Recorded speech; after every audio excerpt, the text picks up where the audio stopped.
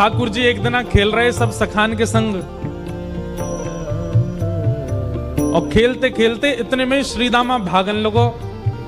ठाकुर जी बोले, ए श्रीदामा कहां को जा रहे है? श्रीदामा बोलो, लाला ससुराल जा रहा हूं अपनी। ठाकुर जी बोले, नंदगाम सुनो, बरसानो सुनो, वृंदावन सुनो, गोकुल सुनो, जे ससुराल कौन सा गांव है भैया? श्रीदामा हंस के बोलो, लाला ससुराल गांव को नाम ना है। तो बोले, फिर कहा है ससुराल? बोले, जब ब्याह है जाए ना तो अपनो घर तो पीहर है और पत्नी को घर जो है का वो ससुराल है। ठाकुर जी बोले, जे पत्नी कौन होवे? बोले, लाला जैसे नंद बाबा की तेरी मैया यशोदा पत्नी है, ऐसे ही मेरा ब्याह है रो, मैं पत्नी लेवे जा रहा हूं, तो पत्नी के घर को ससुराल के में। ठाकुर जी गए श्रीदामा के पास, ओए श्रीदामा मेरो ससुराल कौन सा है? मेरे ससुराल को नाम बता। श्रीदाम बोलो, मुंह का पता तेरा ससुराल कौन सा? तेरी बहू जहां की होगी वो तेरा ससुराल। बोले, मेरी बहू कहां है? श्रीदामा बोलो, लाला मुंह मत पूछे, मैया तो जाके पूछ। ठाकुर जी तो आज पहुंच गए सुबेरे ते ही, और यशोदा मैया से जाकर के रोने लगे। मैया बोली, काय गुरो रा लाला? बोले, मैया तेने मुझसे इतनी बड़ी बात छिपाई। मैया बोली, कहा छुपा दियो मैंने? बोले, तेने मेरी ससुराल को नाम ना बतायो आज तक। मैं 3.5 बरस को बूढ़ा है अभी तक मो मेरी ससुराल ना पतो, और वो श्रीदामा अपनी ससुराल गए बहू लेवे। यशोदा मैया बोली, लाला तेरी संगत सुधारनी पड़ेगी, सबरे सखा तो दिन ब दिन बिगाड़ते जा रहे हैं। लाला तूने एक बड़ो है जा, तेरी ससुराल है जाएगी। ठाकुर जी बोले, बड़े कैसे हूं मैं?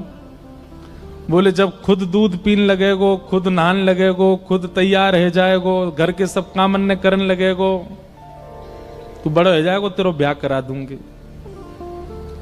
महाराज वही दिना ठाकुर जी गए, अपने सबरे पुराने लत्ता कपड़ा लेकर के आए, धोने लगे उन्हें, अपने आप दूध पीने लगे, अपने आप भोजन करने लगे, अपने आप ही ऊट पटांग श्रृंगार करने लगे। शाम को बोले, मैया मैं बड़ो है गो, अब ब्याह करा दे मेरो। मैया बोली, वाह दिन में ही बड़ो है गो तू। मैया तो बोले, मैया देख तू बात ने मत बदले, बार बार मोते कह तू ऐसा कर तो ब्याह कराऊंगी, बड़ो है जा तो ब्याह कराऊंगी। अब सब काम मैंने कर दिए, घर के सब काम काज करने लगो मैं, देख अपना श्रृंगार खुद करके आऊं, देख कैसा लग रहा हूं मैं। मैया बोली, ओठ वारी चीज आंखन में लगा के आयो, आंख वारी ओठन में लगा के आयो, यो करो बड़ो है गो मैं।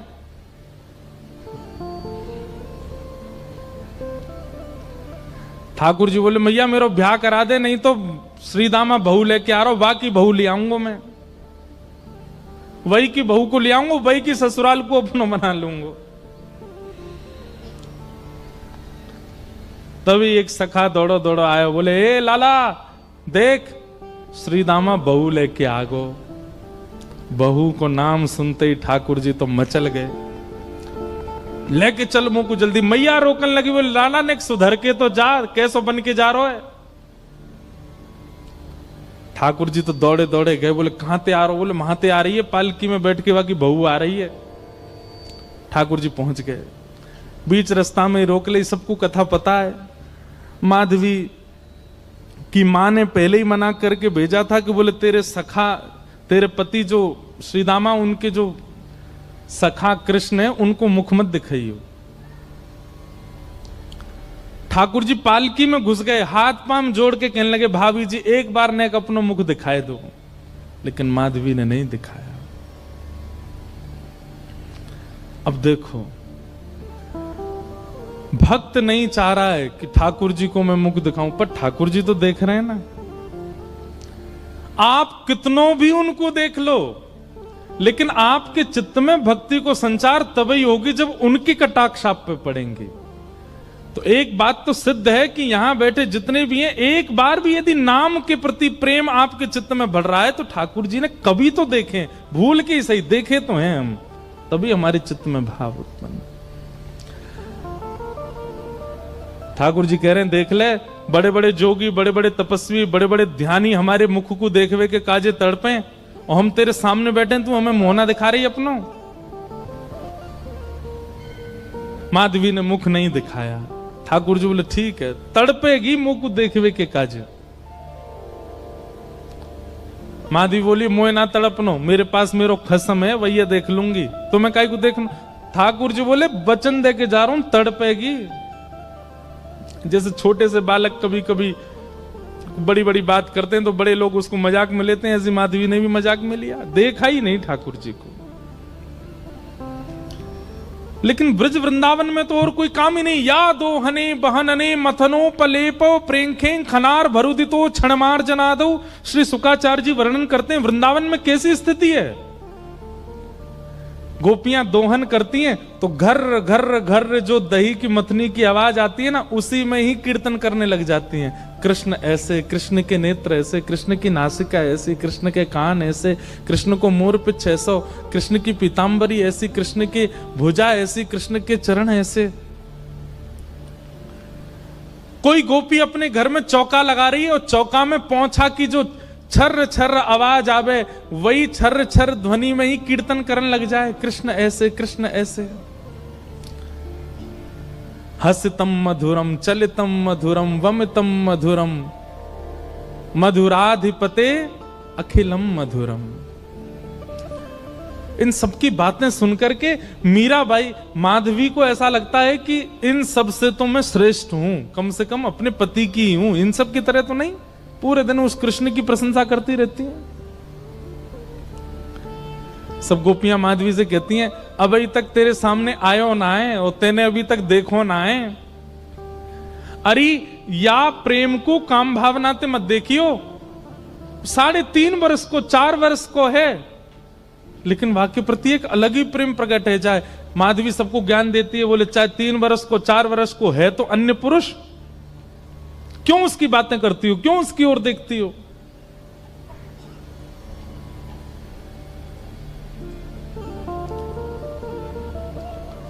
लेकिन 24 घंटे गोपियों के बीच में रहती माधवी को और कोई चर्चा ही नहीं सुनाई देती।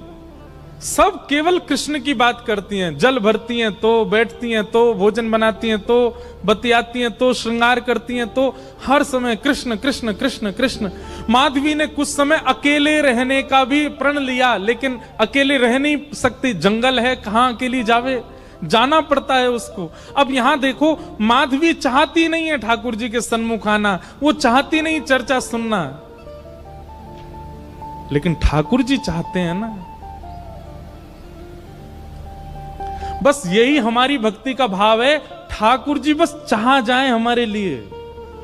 अभी वो चाहे नहीं है, अभी तो प्रयास हमारी ओर से चल रहा है। जिस दिन उनका प्रयास हो गया उस दिन हमारी भक्ति सार्थक हो जाएगी, और वो प्रयास हमारे लिए करें, उसी के लिए सब नियम है।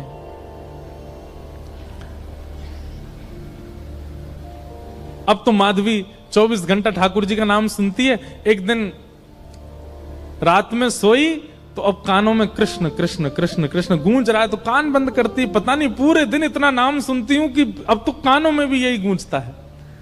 कान बंद करके सोती है तो स्वप्न में कृष्ण ऐसे हैं। अब कृष्ण देखे नहीं है, लेकिन उसको श्याम वर्ण, पीली पीतांबरी, वंशी, मोर पिछ सब अनुभव होता है। उठ के बैठ जाती है, नेत्रों को मीटती है, क्या करूं मैं, नहीं चाहती है स्वप्न मुझे आवे। श्याम दृगन की चोट बुरी रे, श्याम दृगन की चोट। ठाकुर जी देख लेंगे तो ऐसे है जाओ। अब धीरे धीरे माधवी की स्थिति ऐसी होने लगी कि अब वो ना चाह करके भी कृष्णमयी ही हो गई है। रात्रि में सोती, अचानक उठ बैठती है, ऐसा लगता है मानो जैसे उसका हाथ पकड़ लिया हो। रात्रि में सोती, अचानक से मोगरा की सुगंधी आने लगती है, गुलाब की सुगंधी आने लगती है, उठ के बैठ के डर जाती है, कौन आ गया। अब तो स्थिति ऐसी हो गई कि आधी रात और माधवी को ऐसा लगता है कि भोर हो गई, और तुरंत उठ करके जल्दी जल्दी वस्त्र धारण करती है, मटका उठाती है और दौड़ करके जाती है। अरे विलंब है गयो, इतनी देर है गई, मैं अभी तक उठी नहीं, जबकि है आधी रात। दिन रात सब परिवर्तित हो गया।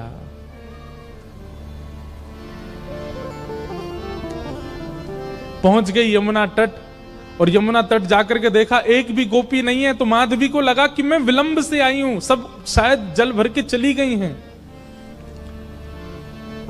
जल भर के रोज जाती है माधवी, लेकिन आज पता नहीं उस पात्र में इतना भार कहां से आ गया कि स्वयं ही नहीं उठा पा रही है। इधर उधर देखने लगी, याचना करने लगी, कोई तो आवे, कोई तो उठा दे।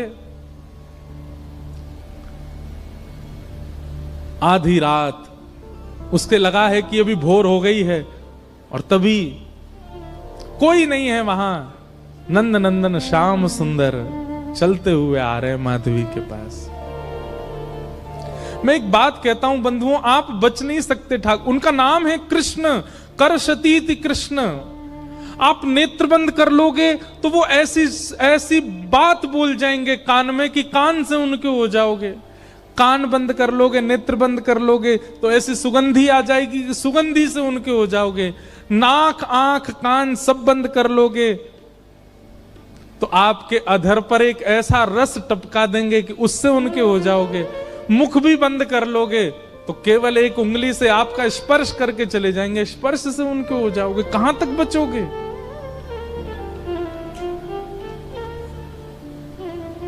माधवी की मति घूम गई है। आधी रात ही आ गई और तभी ठाकुर जी वहां पहुंच गए। पहले तो चाल देखी तो चाल पर मोहित हुई, फिर जब वक्ष देखा तो वक्ष पर, जब हाथ देखे तो हाथ की चलन पर मोहित हो गई, और मुख देखा तो भूल गई सुध बुध।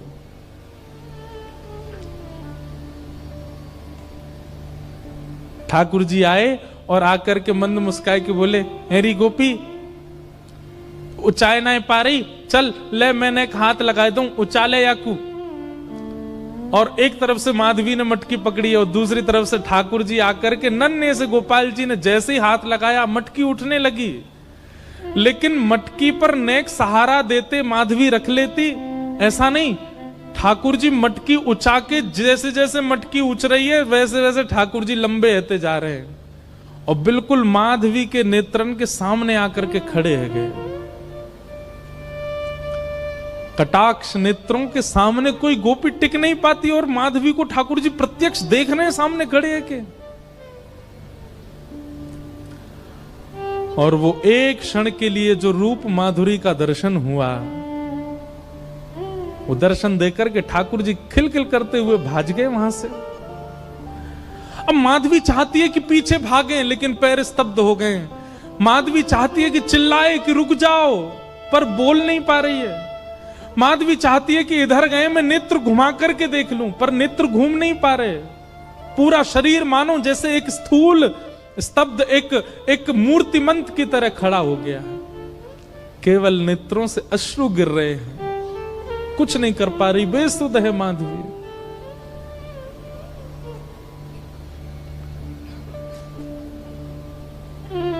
वहीं खड़ी रही तब तक जब तक भोर में गोपियां जल भरने नहीं आ गईं। अश्रु जलों से जल पूरा वस्त्र भीग चुके हैं माधवी के। और तभी सब गोपियां आई, आकर के देख, अरे ये माधवी ये पहले ही आ गई जल भरवे। सब ने जाकर के हिलाया, स्पर्श के बाद भी माधवी हिल नहीं पा रही है। बस नेत्र लाल पड़े हैं, अपलक नेत्र हैं, और नेत्रों से केवल अश्रु गिर रहे हैं। बोलना चाहती है, कहना चाहती है, चिल्लाना चाहती है, किसी को पकड़ना चाहती है, पर कुछ नहीं कर पा रही है। ये है ठाकुर जी की दृष्टि यदि पड़ गई तो ऐसी स्थिति हो जाएगी। तभी गोपी गई और यमुना जल लेकर के जैसे ही माधवी के मुख पे छिड़को, माधवी तुरंत सचल जैसी हो गई और धड़ाम से मूर्छित होकर गिरी। गोपियां सब उसके चरण मसलने लगी, हाथ पकड़ने लगी, सिर सहलाने लगी। और जैसे ही होश में आई, होश में आती बस रो रही है और पूछ रही है वो कहां है, मोहिनी मूरत सांवली सूरत, वो कहां है?